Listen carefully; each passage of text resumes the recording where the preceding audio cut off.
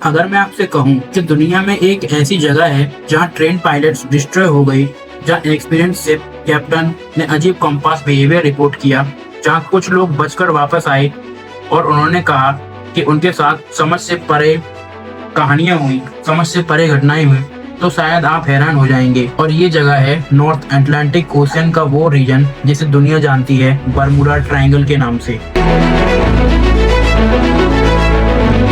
एक ऐसा नाम जो डर, क्यूरियोसिटी और कंट्रोवर्सी का एक परफेक्ट एग्जाम्पल है। ये एरिया जनरली 3 जगहों को जोड़कर डिफाइन किया जाता है, मियामी, बरमूडा और प्यूर्टो रिको। इन 3 पॉइंट्स के बीच एक समुद्री हिस्सा है। वो जगह है जहां से कई मिस्टीरियस रिपोर्ट सामने आई। लेकिन आज हम सिर्फ थ्योरीज नहीं बल्कि रियल डॉक्यूमेंट इंसिडेंट्स की बात करेंगे।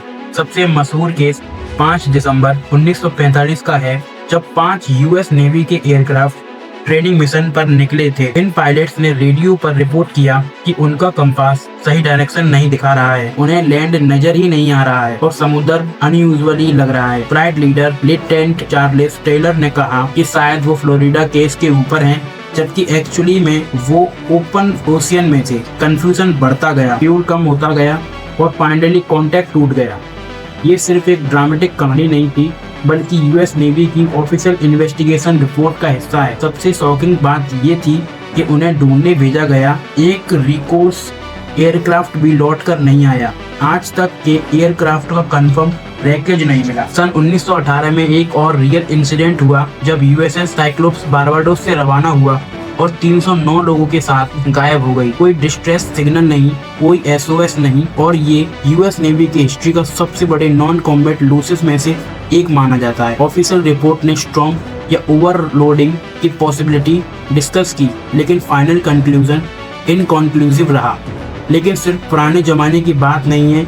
1967 में एक प्राइवेट कैबिन क्रूजर जिसका नाम था विटक्राफ्ट मियामी की कोस्ट से सिर्फ 1 माइल दूर थी, जब उसके कैप्टन डैन ब्यूरेक ने कोस्ट गार्ड को कॉल किया। उनकी बोट की चीज से टकरा गई थी, उनकी बोट किसी चीज से टकरा गई थी और उन्हें असिस्टेंट चाहिए। कोस्ट गार्ड सिर्फ 19 मिनट में लोकेशन पर पहुंच गई, लेकिन वहां ना बोट थी ना डेब्रिस। समुद्र शांत था, वेदर क्लियर था और आज तक विटक्राफ्ट का कोई पता नहीं चला।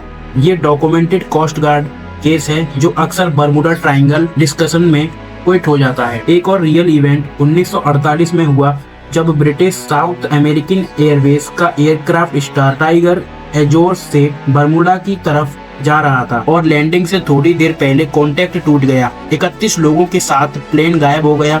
अगले साल उसी एयरलाइन का एक और प्लेन, सिर्फ एरियल भी, बरमूडा के पास डिसअपीयर हो गया। ऑफिशियल इन्वेस्टिगेशन ने वेदर और नेविगेशन फैक्टर को कंक्लूजन किया, लेकिन वो फाइनल कंक्लूजन रैकेज मिला। अब बात करते हैं उन लोगों की जो बचकर वापस आए और जिन्होंने स्ट्रेंज एक्सपीरियंस शेयर किए। कुछ पायलट्स ने रिपोर्ट्स किया कि उनके इंस्ट्रूमेंट टेम्पररी मेल फंक्शन कर गए और फिर अचानक नॉर्मल हो गए। कुछ सेलर्स ने बताया कि कंपास नॉर्मल हो गए। कुछ सेलर्स ने बताया कि नीडल अनयूजुअल तरीके से स्पिन कर रही थी। एक फेमस पायलट ब्रूस गर्नोन ने क्लेम किया कि 1970 में उनका प्लेन एक स्ट्रेंज क्लाउड टनल में घुस गया था, जहां उन्हें लगा कि टाइम डिस्टॉर्ट हो रहा है, और जब वो बाहर निकले तो एक्सपेक्टेड टाइम से ज्यादा टाइम हो रहा, तो एक्सपेक्टेड टाइम से ज्यादा जल्दी डेस्टिनेशन पर पहुंच गए।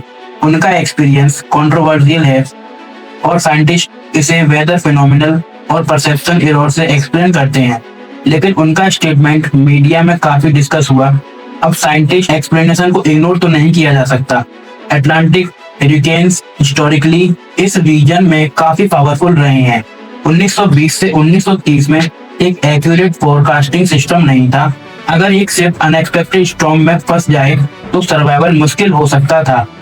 गल्फ स्ट्रीम एक पावरफुल करंट है जो किसी भी फ्लोटिंग रैकेज को रैपिडली डिसअपीयर कर सकता है, जिससे सर्च ऑपरेशंस कॉम्प्लिकेटेड हो जाते हैं। ओशियन की डेप्थ कुछ जगहों पर हजारों मीटर्स तक जाती है, जहां सर्च करना टेक्निकली चैलेंज होता है। मेथेन गैस हाइड्रेट थ्योरी भी डिस्कस होती है, जिसमें कहा जाता है कि अगर सी फ्लोर से लार्ज मेथेन बबल रिलीज हो तो पानी की डेंसिटी टेम्पररी कम हो जाती है और शिप को बायोन्स न मिले। तो एक्सपेरिमेंट्स ने स्मॉल स्केल पर ये शो किया कि बबल रिलीज से फ्लोटिंग ऑब्जेक्ट अनस्टेबल हो सकता है, लेकिन large scale real world evidence limited है। मैग्नेटिक वेरिएंस का कॉन्सेप्ट भी हिस्टोरिकली रिलेवेंट रहा है, क्योंकि कुछ टाइम पीरियड्स में इस रीजन में मैग्नेटिक नॉर्थ और ट्रू नॉर्थ के बीच मिनिमम डिफरेंस था, जिससे नेविगेटर्स कंफ्यूज हो सकते थे, और अगर उन्हें करेक्शन फैक्टर का पता ना हो तो आज जीपीएस इस प्रॉब्लम को ऑलमोस्ट एलिमिनेट कर चुका है। इंश्योरेंस स्टैटिक्स ये सुजेस्ट करती हैं कि इस रीजन में एक्सीडेंट रेट अनयूजुअल हाई नहीं है जितना अन्य बिजी ओशियन रूट्स, लेकिन जब मल्टीपल अनएक्सपेक्टेड या पूर्ली डॉक्यूमेंट केसेस एक ही नाम से जोड़ दिए जाते हैं तो एक पावरफुल लेजेंड क्रिएट हो गया। मीडिया, बुक्स और डॉक्यूमेंट्रीज ने इस नैरेटिव को एक एम्पलीफाई किया, तो रियल लाइफ में लोगों के साथ इंसिडेंट हुए, डॉक्यूमेंट डिसअपीयरेंस हुए, इन्वेस्टिगेशन हुए, लेकिन हर केस का एक्सप्लेनेशन सुपरनेचुरल नहीं निकला। Cases whether mechanical failure, navigation error या कम्युनिकेशन ब्रेकडाउन से लिंक्ड पाए गए, फिर भी कुछ अनआंसर्ड एलिमेंट्स रह गए जिन्होंने इमेजिनेशन को जिंदा रखा।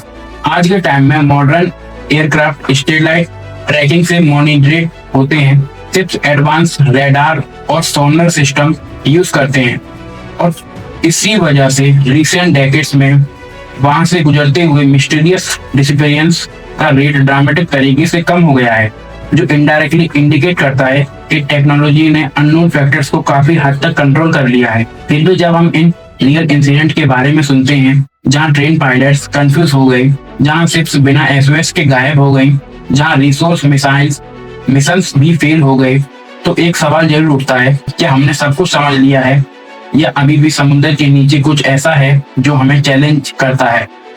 और शायद इसी बैलेंस में बर्मुडा ट्रायंगल का असली रहस्य छुपा है, half documented reality, half human imagination.